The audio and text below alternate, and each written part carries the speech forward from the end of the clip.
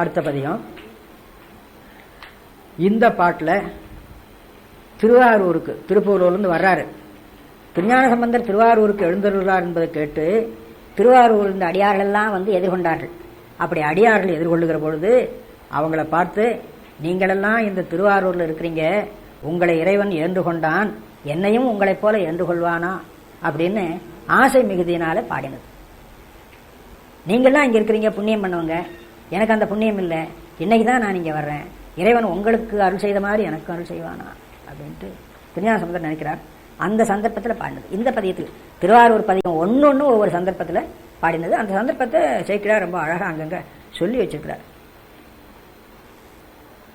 வந்திரைஞ்சும் மெய்த்தொண்டர்தம் குழாத்து எதிர்வைகி சந்த முத்தமிழ் விரகர்தான் சண்பயர் தலைவனார் அந்தமாய் உலக ஆதியமாம் பதிகம் அங்கெடுத்தே எந்தைதான் என என்று கொழுங்கொல் என்று இசைத்தார். இந்த பாட்டில் என்ன கருத்து வச்சு பாடியிருக்கிறாருங்கிறத சேக்கிழார் சுவாமிகள் அந்த செய்யுளில் காட்டுறார்.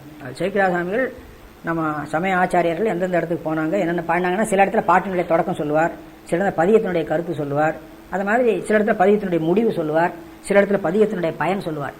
இப்படி ஒவ்வொரு ஸ்தலத்தில் பாடிய பதியத்தை ஒவ்வொரு விதமாக சொல்றது உண்டு.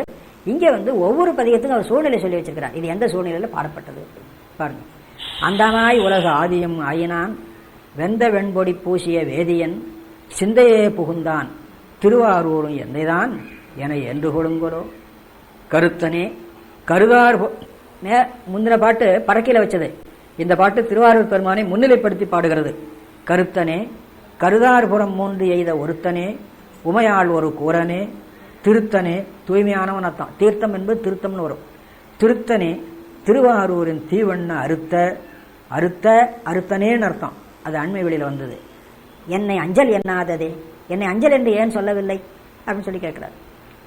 மறையன் மாமுனிவன் மறுவார்புறம் இறையின் மாத்திரையில் எரி ஊட்டினான் சிறை உண்டு ஆர்வொழில் திருசூழ் திருவாரூரும் இறைவன்தான் என ஏன்று கொழுங்கொலோ பல்லில் ஓடு கையேந்தி பலிதிரிந்து எல்லி வந்து ராத்திரி பொழுதில் வந்து இடுகாட்டு எரியாடுவான் செல்வம் மல்கிய தென் திருவாரூரான் அல்லல் தீர்த்து என அஞ்சல் எனுங்கொலோ குருந்தம் ஏறி, குருந்த மரம், கொடிவிடு மாதவி, மாதவி என்பது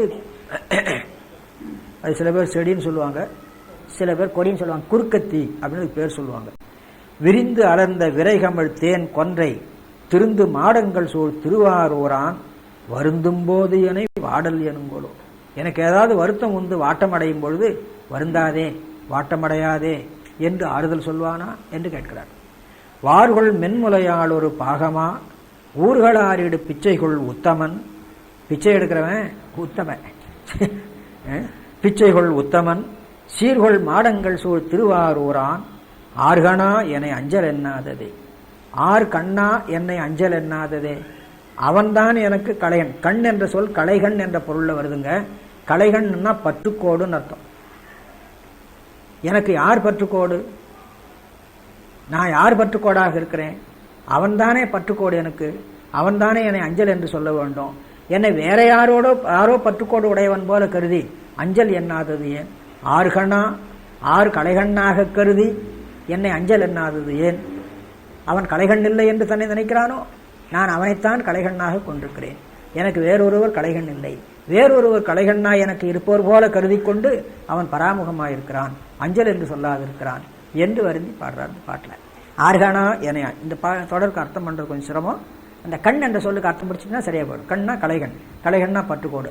ஆர்கணா யாரை பற்றுக்கோடாக கொண்டு என்பதுக்கு கருத்து என்று கேட்டா, அவன் திருஞான சம்பந்தருக்கு வேற யாரோ பற்றுக்கோடு இருக்கிறாங்க, அவங்க பார்த்துக்குவாங்க, நாம பார்க்காட்டினா நாம பாட்ட பேசாம இருக்கிறான்.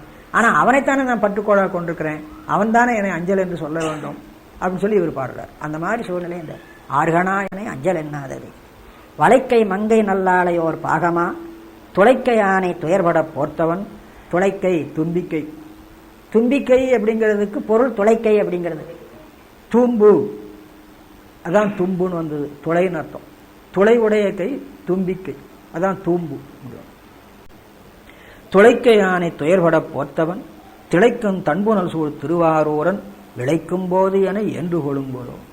இலங்கை மன்னன் 20 தோளிர கலங்க கால் விரலால் கடை கண்டவன். கடை கண்டவன் முடிவு கண்டவன். எதுக்கு முடிவு? இலங்கை வேந்தனுடைய வலிமைக்கு முடிவு கண்டவன். கடை கண்டவன் வலங்கொள் மாமதில் சூழ் திருவாரூரான் அலங்கல் தந்து என அஞ்சல் எனுங்கொலோ. அலங்கரந்துன்னு இருக்கும், அந்த வல்லின ராரா இருக்கு பாருங்க, அந்த ராணாவை இல்லனாவும் தானாவும் பிரிச்சுங்க. அலங்கல் தந்து, அலங்கல்னா மாலை, அவனுடைய கொன்றை மாலையை எனக்கு சூட்டி என்னை அஞ்சேல் என்று சொல்லுவானோ. இது அகப்பொருள் சுவைப்பட பாடப்பட்டது, அகப்பொருள் துறைப்பட பாடப்பட்டதுங்க. அப்புறம் பெருமான் சில பதவிகளை தருகிற பொழுது தனது கொன்றை மாலையை அவனுக்கு சூட்டுறது ஒரு வழக்கு. சண்டேச பதவி கொடுத்த பொழுது சண்டேசருக்கு தன்னுடைய சடையிலிருந்து கொன்றை மாலையை வாங்கி சூட்டினார் அப்படின்னு சொல்லுவது.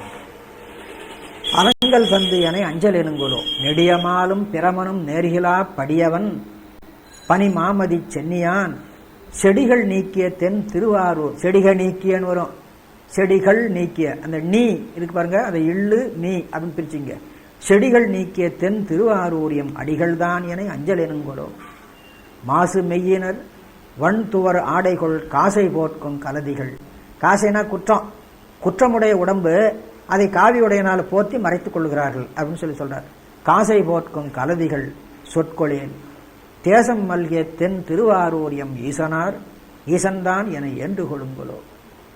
பன்னி கொன்றை மதியோடு கோவிலம் சென்னி வைத்த பிரான் திருவாரூரை மண்ணு காழியுள் ஞான சம்பந்தன் வாய் பன்னு பாடல் வல்லார்க்கு இல்லை பாவம் என்ற அளவில் திருவாரூர் பதிகத்தில் திருஞான சம்பந்த சுவாமி பதிகம் முடிஞ்சது.